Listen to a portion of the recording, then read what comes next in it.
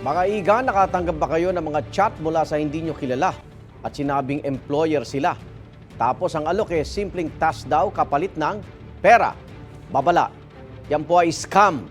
Kung paano hindi mabiktima, alamin sa unang balita ni Darlene Kai. Work from anywhere ang alok ng nagpakilalang staff ng isang digital marketing agency na minsang nag-message kay Bea. Ang kikitain sa simpleng pag-like lang ng mga produkto sa shopping apps, abot hanggang halos 9,000 piso kada araw. May pinagawa siya sa isang shop na i-heart po. I-heart po yung parang product. Kada po may pinapagawa silang gano'n na i-heart, nagbibigay naman po sila ng 160 hanggang 3 beses po. Pero kasunod nito, inalok siyang patubuin ng kanyang pera sa isaan niyang investment. Yung 1 to ko naging 1,560. Tapos nakalagay naman po doon yung sumunod is 3,500 na po. May binigay po na link na sa parang Bitcoin, ganun.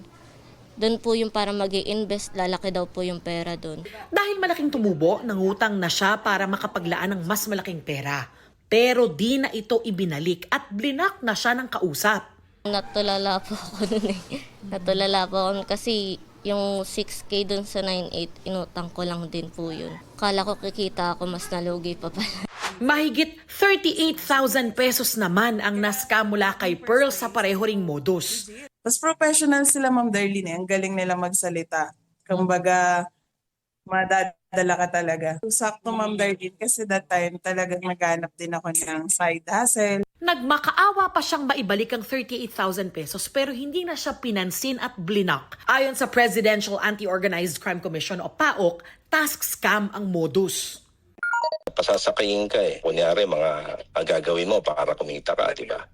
Tapos, ang mabigat kasi dito, grupo-grupo din yan. Posibleng nakukuha ang cellphone number ng mga biktima sa pamamagitan ng MC catchers o mga device na may kakayahang humigop ng numero, mensahe at iba't ibang data sa mga smartphone sa paligid.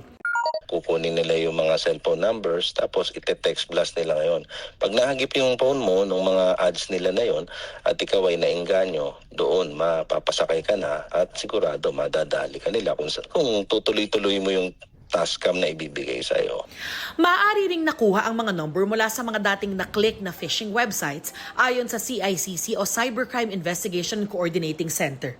Magbibigay ka ng number mo, pangalan mo, tsaka yung email address mo. Akala mo kumukuha ka lang ng promo or ng discount. Yung pala, kinuha na nila yung details mo para ibenta sa iba. Patuloy ang investigasyon ng PAOK sa mga scam na posibleng mga Pilipino ang operator.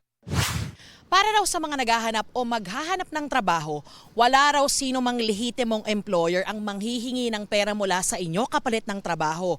Hindi raw nila kayo basta-basta i-contact sa messaging apps kung hindi ka naman nag-apply. Employers do not get in touch with individuals. They pass through channels or platform. Nobody calls to the company to offer a job to somebody. So that's not done. So people should be suspicious by this system alone. Ito ang unang balita. Darlene Kai para sa GMA Integrated News. Igan, mauna ka sa mga balita, mag-subscribe na sa GMA Integrated News sa YouTube para sa iba't ibang ulat sa ating bansa.